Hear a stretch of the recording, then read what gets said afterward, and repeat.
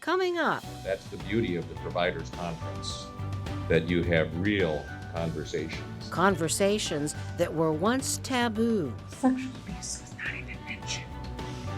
People couldn't talk about sexual abuse. It was too painful. But times have changed. I guess I'm just mad.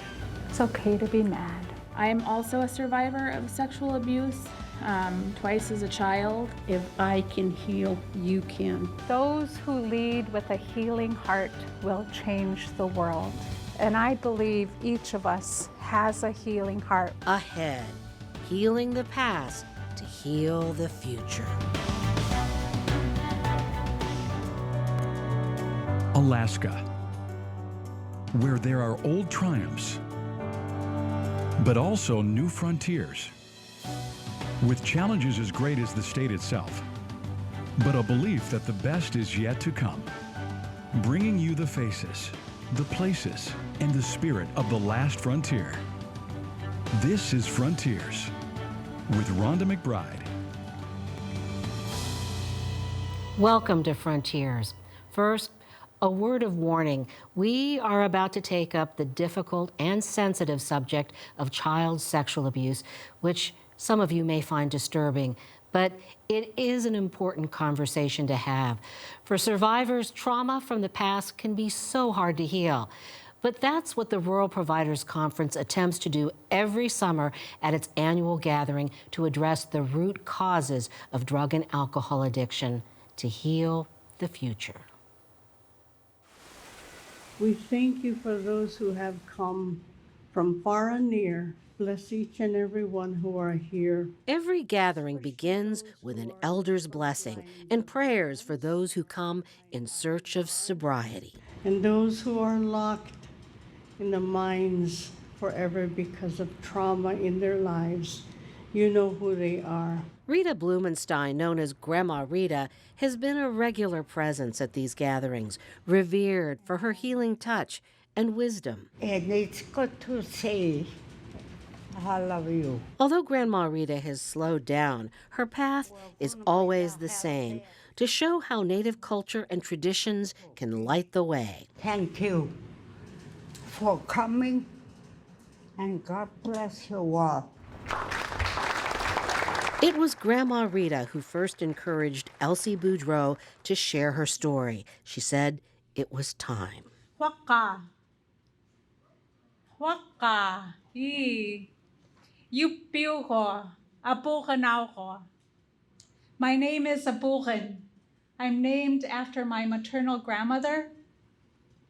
Even though I've never met her, I feel connected. I feel her spirit when I introduce who I am.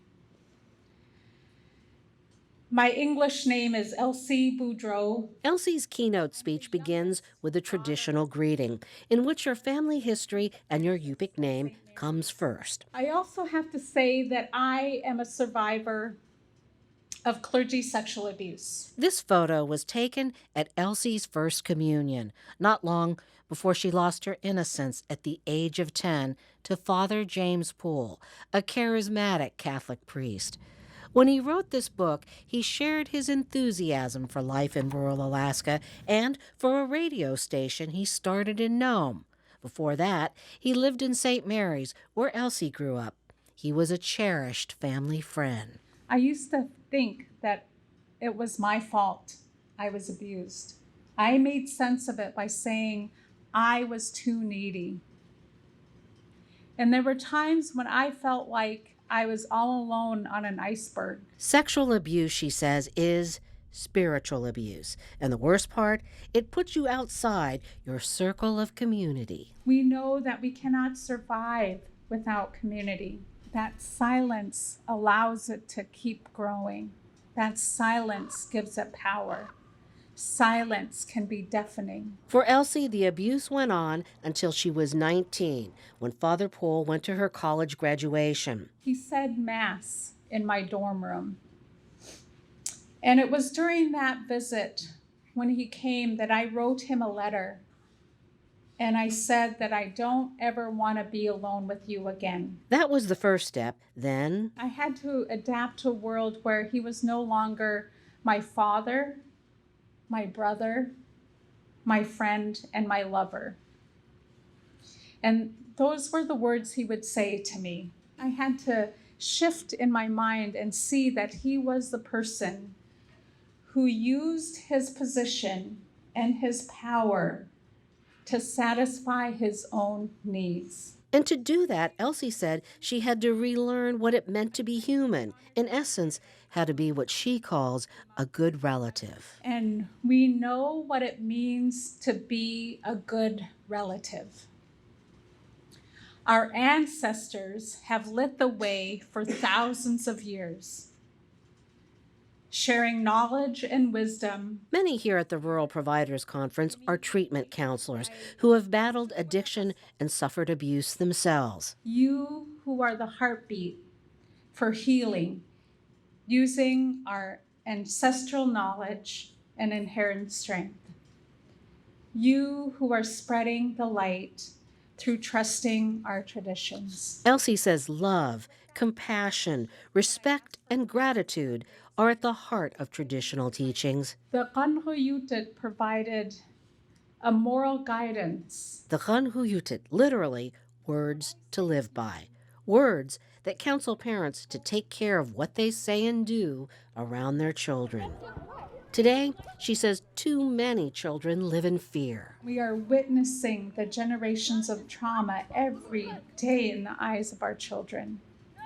The numbers speak for themselves. When a child can describe the details of sexual acts that they should have no knowledge of, we need to believe them. When one child is hurt, we all hurt. When women are murdered at the hands of loved ones, we are all affected.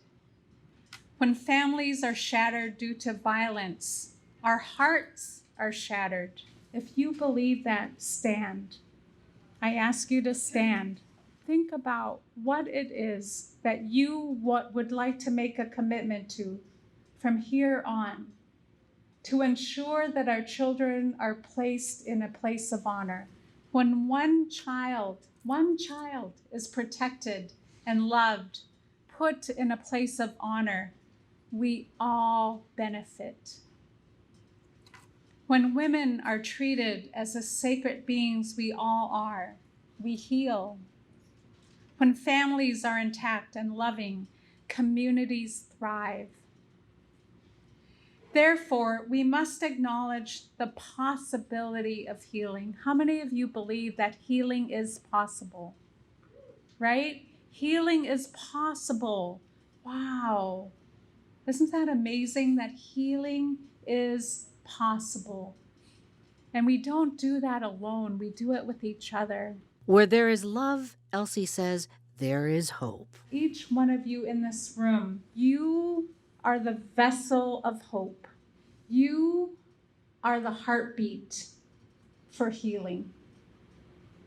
Using our ancestral knowledge and inherent strength. Each one of you matters. Each one of you matters in this world. Each one of you makes a difference. Each one of you are an incredible life force. Each one of you are sacred. Spread that light from within through trusting our traditions.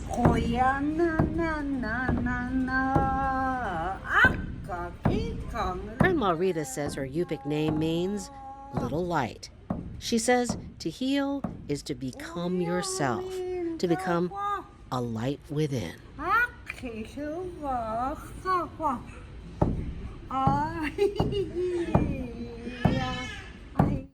Grandma Rita. Well, you can watch more of Elsie Boudreau's speech. Just go to the Frontiers section of KTVA.com. Even though we've talked about healing from abuse, there's always the danger that these conversations can reawaken old traumas. If you need somewhere to turn to, STAR has counselors available. The local number, 276-7273. The statewide toll-free number is 800-478-8999. Help is available not just for survivors, but also those who want to find out how better to support family and friends in their healing. Up next, the courage to speak out. Gathering brings healing. It is time. The power of speaking your truth, how it's helped survivors of abuse reclaim their lives.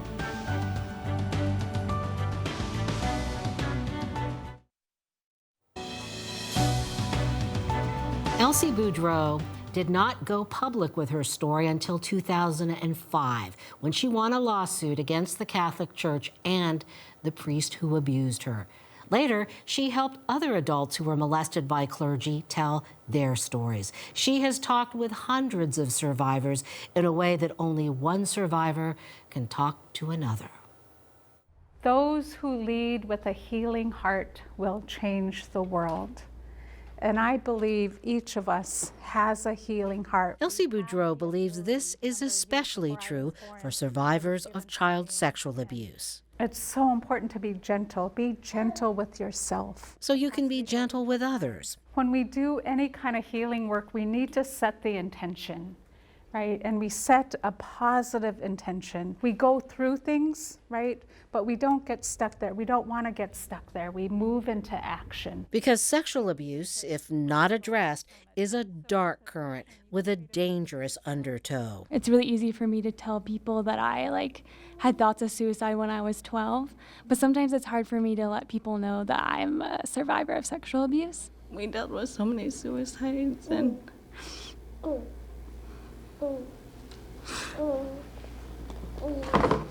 it's hard to go through. But as each took a turn to speak, it became easier. If I can heal, you can. Hi, my name is Naktuk. Naktuk means something that's so full it's about to overflow or burst.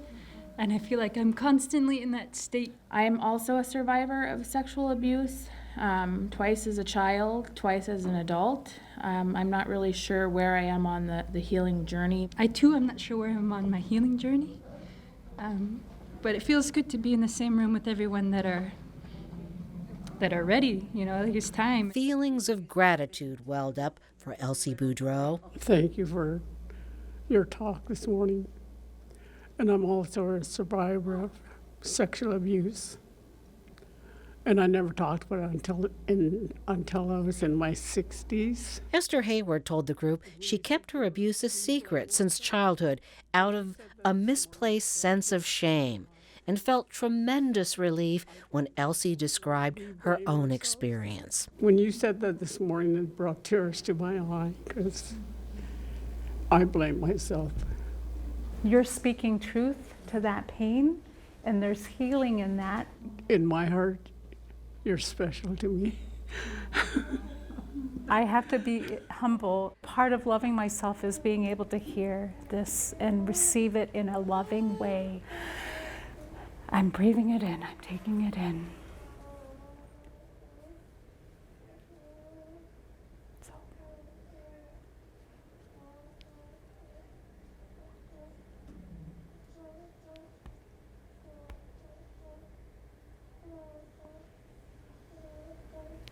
And it's a good place to be. So, Liana, so much.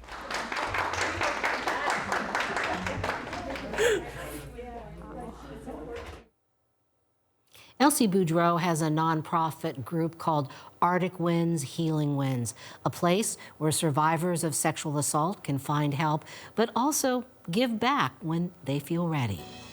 Well, coming up, they are just wooden stakes painted with 4 colors. Why they mean so much to those who make them and to those who receive them.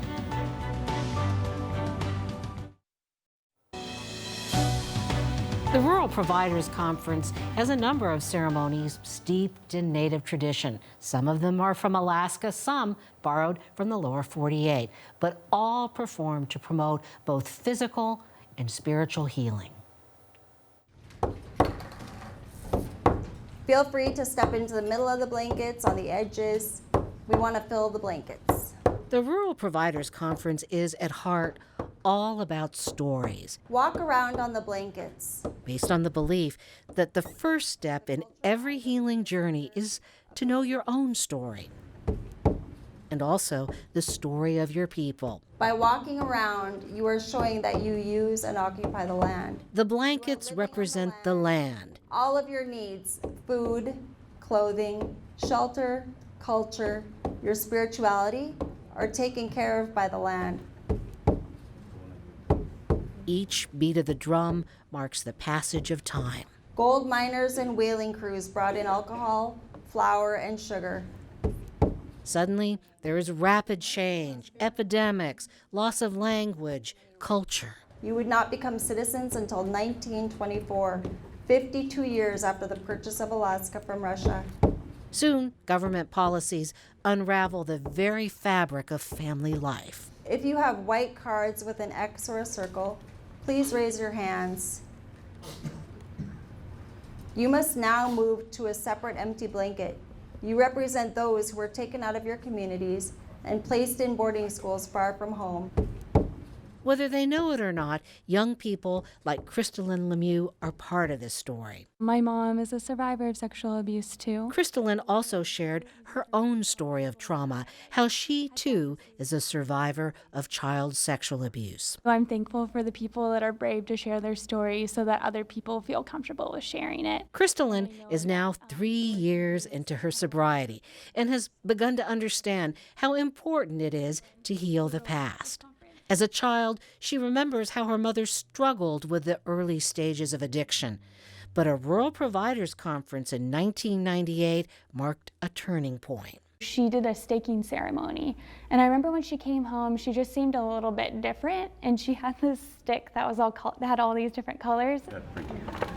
Sticks like these, given out at the conclusion of every Rural Providers Conference in a tradition known as the staking ceremony, given to those who are ready to make a change. And I planted a stake, one of these stakes, 32 years ago, and am still clean and sober.